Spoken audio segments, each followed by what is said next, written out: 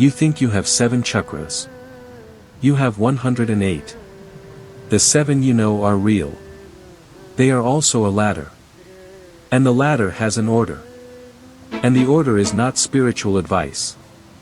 It is a map of what your consciousness must complete before the next stage becomes stable. And by the end of this video, the word chakra will mean something completely different to you. And so will every word you have ever spoken. In the next 10 minutes you will discover that the 7 chakras are stages of human ascension in a precise sequence. That skipping stages produces instability, not enlightenment. That the original Vedic system describes not 7 but 108 energy centers in perfect symmetry throughout the body. That Sanskrit has exactly 54 letters, the same number as chakras on each side of the body. And that every Sanskrit word originates from the precise location in the body required to produce its sound. The body did not receive language. The body produced it.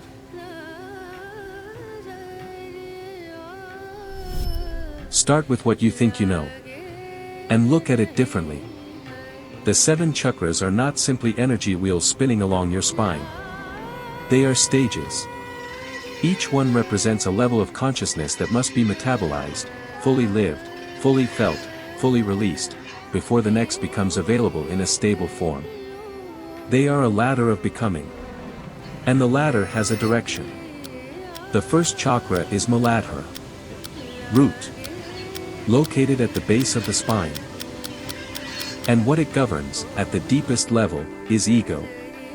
Identity. The constructed self. The name you were given, the story you were told about who you are, the survival-based personality built to navigate a world that felt unsafe. The ascension begins here. Not with love. Not with enlightenment. With the death of the ego. The dissolution of the identity you thought was you. This is why the spiritual path feels like dying in its early stages. Because something is dying. The root is releasing its grip. And what it was gripping was you. The second chakra is Svadhisthana. Sacral. Located below the navel. And what dissolves here is fear. Once the ego begins to loosen, once the identity built for survival starts to soften, the fear that the ego was defending against becomes visible. You could not feel the fear clearly while the ego was managing it. Now there is nothing between you and it. The second stage of ascension is not the removal of fear. It is the direct experience of it. The full feeling of every fear that was stored below the surface of the constructed self. Fear dissolves not by being avoided but by being felt completely. The third chakra is Manipura. Solar plexus. The center of feeling. And here is where the feelings that were suppressed beneath the fear become available. Not emotions managed by the ego. Not fear filtered through survival. Raw feeling. The body's direct experience of existence. Joy that rises from the gut before the mind can name it. Grief that moves through the torso like weather. Harsha, the Sanskrit word for joy, lives here. The solar plexus speaks joy before the face smiles. This stage is the full restoration of feeling after the anesthesia of ego and fear. The fourth chakra is Anahata. Heart. Love. And love at this stage is not romance. It is not attachment. It is not the love that needs to be returned to feel real. It is the love that opens when the self is no longer defended, when fear is no longer the operating system, when feeling is fully restored. The heart opens not as a choice but as a consequence. When the lower 3 stages have been genuinely metabolized, love is what remains. Not as an achievement. As a revelation of what was always there beneath the ego, beneath the fear, beneath the numbness. The fifth chakra is Vishuddha. Throat. And what activates here is truth. But understand what this means at the level of full activation. A fully activated Vishuddha does not mean someone who chooses to be honest. It means the throat becomes physically incapable of producing falsehood. Not as discipline. Not as virtue. As anatomy. The sound of a lie will not form. The voice will not carry it. Truth is the only thing the activated throat can speak. The sixth chakra is Ajna. Third eye. Located between the brows. And what opens here is not psychic power in the popular sense. It is direct perception.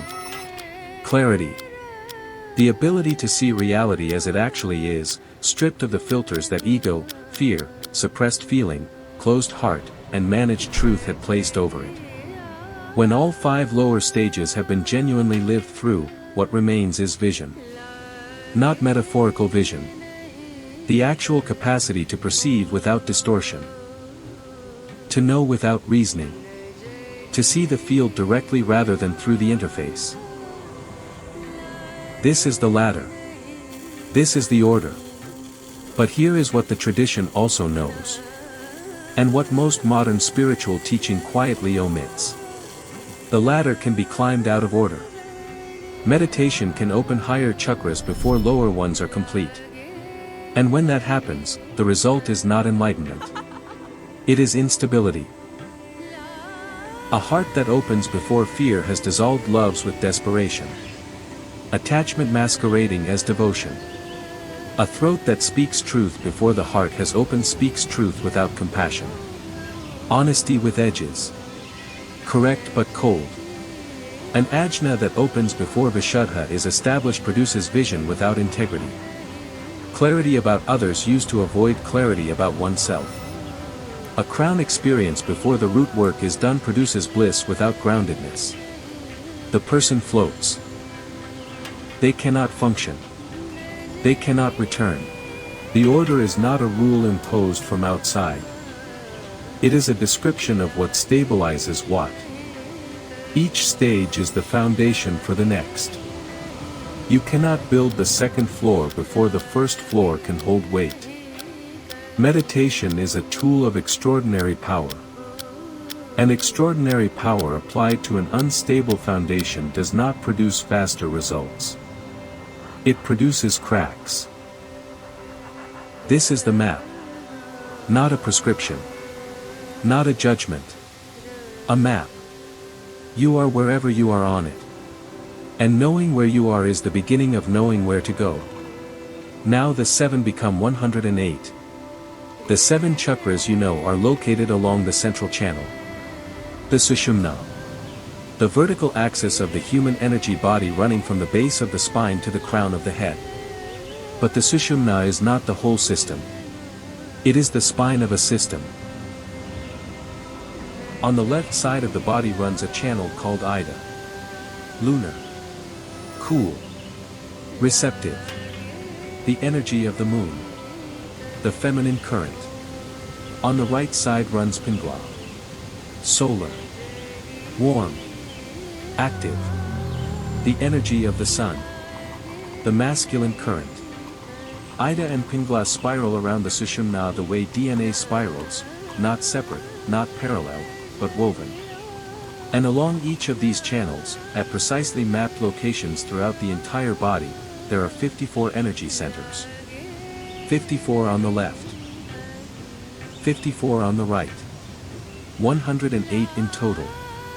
Perfect symmetry.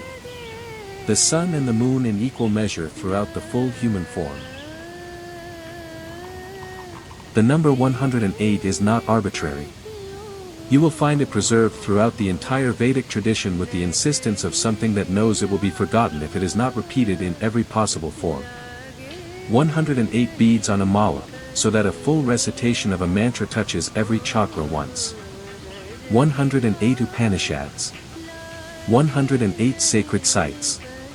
108 names of the divine. The tradition encoded this number into every form it could because the number is structural. It is the count of the nodes of consciousness in a complete human energy body. And it must not be lost. Now 54 becomes the key.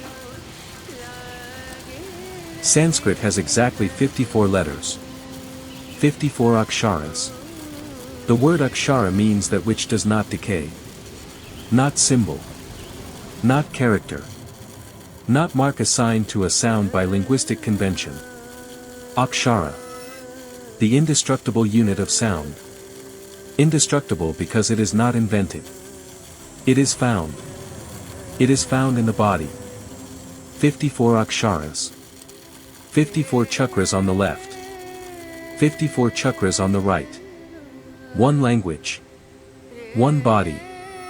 The same number appearing in both because they are not two things. They are one thing described from two directions. The body is the instrument. Sanskrit is the notation.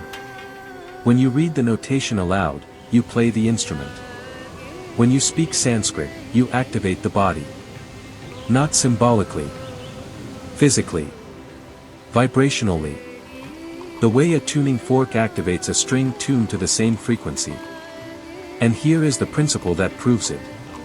Every Sanskrit word originates from the physical location in the body required to produce its primary sound.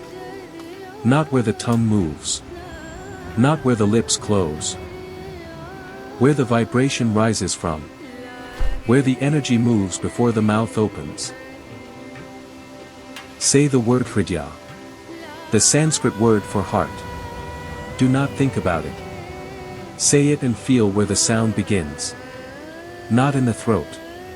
In the chest. The H of Hridaya rises from the heart itself. The word is a description of its own origin. Hridaya means heart because the sound of Hridaya comes from the heart.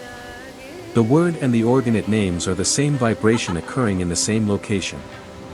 When you say Hridaya, you are not labeling the heart.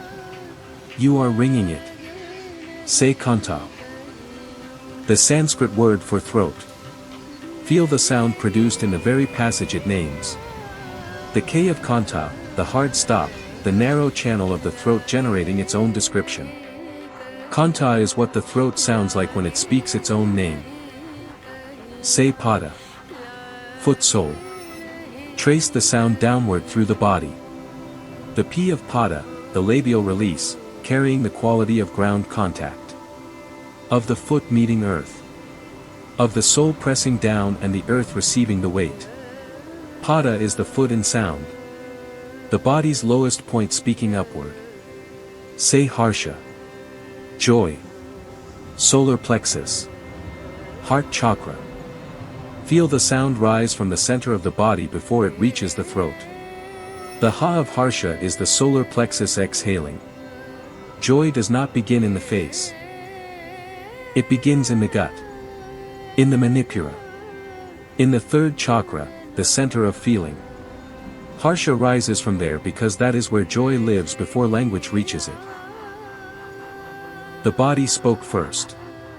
Sanskrit recorded what it heard. The ancient practitioners who built this language were not linguists deciding by committee what to call things.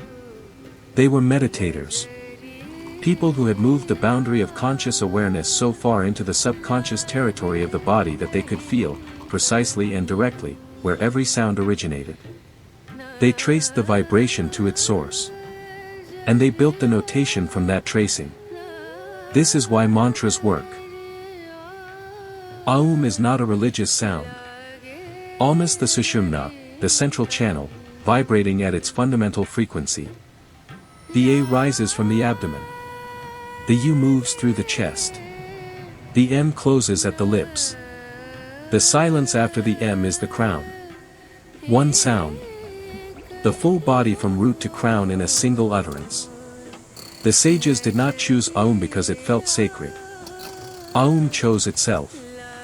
It is what the central channel sounds like when it is fully open and someone is quiet enough to hear it. Now come back to your life. Hindi. Nepali. Marathi. Bengali. Gujarati. Most of the languages of South Asia carry the bones of Sanskrit inside them. The root words. The sound structures. The phonetic patterns that originated in the body's own map of itself. The words for body parts. For emotions. For elements.